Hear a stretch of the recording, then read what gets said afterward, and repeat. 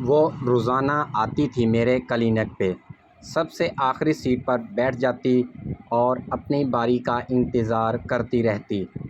اپنے سے بعد میں آنے والوں کو بھی پہلے چیک اپ کرانے کے لیے اپنی جگہ دے دیتی اور کھسکتی ہوئی وہیں آخری سیٹ پر پہنچ جاتی۔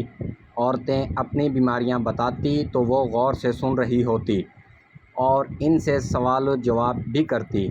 عمر کوئی 35-40 سال کے لگ بھگ ہوگی۔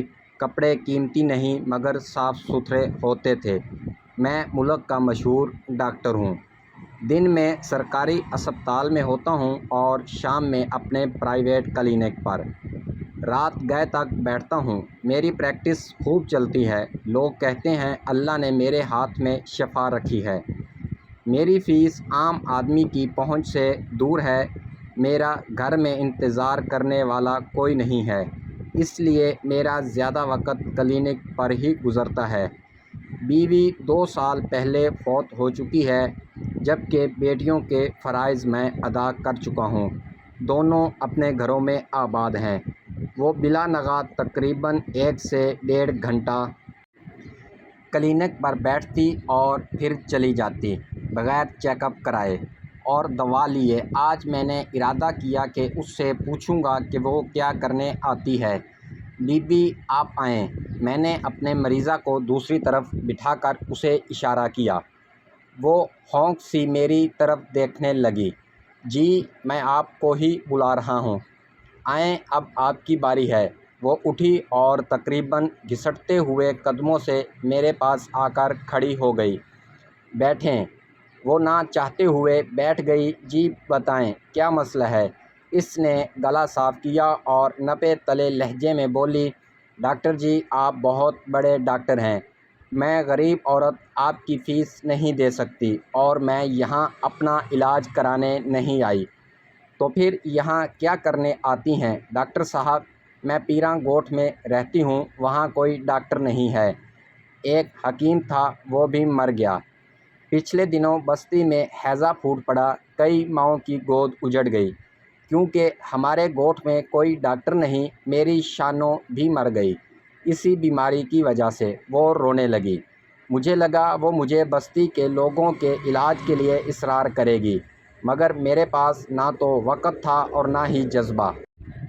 میں کیسے اپنا چلتا ہوا کلینک چھوڑ کے اس کے ساتھ اس کی بستی کے لوگوں کا علاج کرنے چلا جاتا؟ اسی خدشے کے پیش نظر میں نے پہلے ہی صاف جواب دینا مناسب سمجھا۔ دیکھو بی بی اس میں میرا کوئی قصور نہیں، اگر وہاں کوئی ڈاکٹر نہیں یہ میری نہیں حکومت کی ذمہ داری ہے اور میں اس سلسلے میں تمہاری کوئی مدد نہیں کر سکتا۔ برائے مہربانی میرا وقت ضائع نہ کریں۔ میرا غرور اور تکبر میرے لہجے سے چھلک رہا تھا۔